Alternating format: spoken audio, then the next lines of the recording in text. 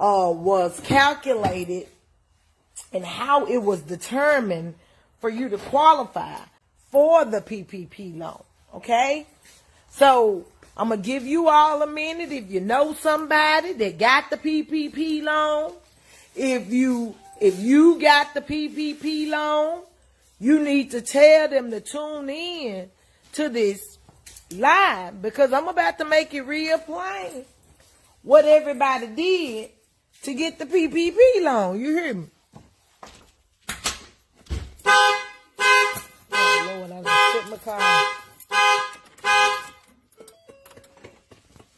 Good morning, good morning. Yeah, sorry about that. I done set my car. But the purpose for this live this morning is to talk about this PPP loan, because y'all just don't know. The ones that got that PPP loan, that weren't supposed to get that PPP loan, that link that's out there, man, all your business out there. I'm talking about your address, how much money you got, how much money you said you reported, and all of that. It's all out there. It's public record. So the Internal Revenue Service ain't got to do nothing but go out here and research and see how much you said that you reported to get the PPP loan. So let me make it plain. This was the misinformed information that was told to people, because I got people in my inbox asking me about the eligibility for the PPP loan. So in order to get the PPP loan, you had to have a business prior to 2020. Let me say that first. You had to have a business prior to COVID to get the PPP loan, first of all. Then the calculation for the PPP loan is they take your gross receipts. Your gross receipts is the amount of money you say you earned in that business that you were supposed to have before COVID to qualify for the PPP loan. So let's just say you said your gross receipts was $100,000. That's going to be our number today, because that's the amount that people were having to report to get the $20,000. You see, to be eligible in the calculation to determine the amount of PPP loan that you got was 2.5 times your monthly gross income. Let me break that down. The amount of the PPP loan that you got, if you got it, if your cousin got it, if your auntie got it, if your sister got it, if your grandmama got it, was 2.5% of the amount that you earned during the taxable year to qualify for that loan. So remember, I said our number is 100,000. So if I said I earned $100,000 for that tax year, that's how I qualified for 20,000, because you would take 100,000, divide that by 12, okay? You would get $8,000 a month. 2.5 of that, 8,000 plus 8,000 is 16,000, and a half of that is 4,000. That's how you got the 20,000, okay? So, for those of you that was misinformed and they told you you ain't have to do nothing but start a business, or you could use this money to start a business, no.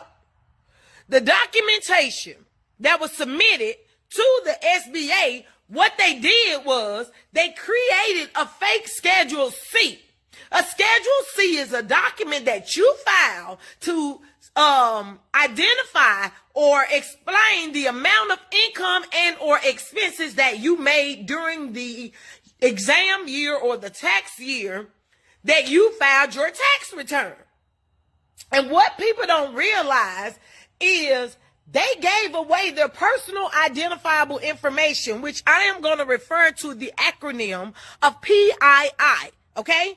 Personal identifiable information is the acronym I'm going to use during this live as PII. You all gave away your PII information to these individuals to file for the PPP loan on your behalf. With technology today, you don't need a signature because everything is done electronically. So when you gave them your PII information and you allowed them to apply for the PPP loan in your name, You gave them permission with your PII information to sign on your behalf. So a lot of y'all don't even realize what you all gave permission to an individual that misinformed you to sign up in your name the PPP loan with your PII. Do you all follow me? For those of you all that's joining me, PPP loan, I'm talking about the ones that filed these fraudulent PPP loans. Because what has happened now is all of your information is public data. Like, I'm looking up names. I'm seeing people's names with these fake businesses with y'all addresses and all of that. And let me tell y'all something. This is a true link because I looked up my own name. And I applied for the PPP loan.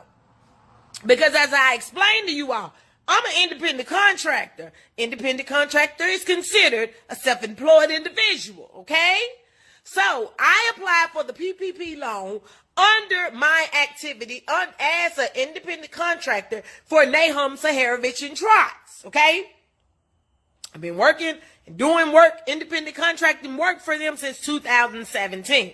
So therefore, I qualified for the PPP loan because my activity was in place prior to COVID-19. So for you individuals who were misinformed and that were told, oh, you're eligible for the PPP loan, you could just take the money and start a business. No, your information is flagged. There is a link out there that I'm going to put. If you don't believe me, you all can go look it up. You hear me?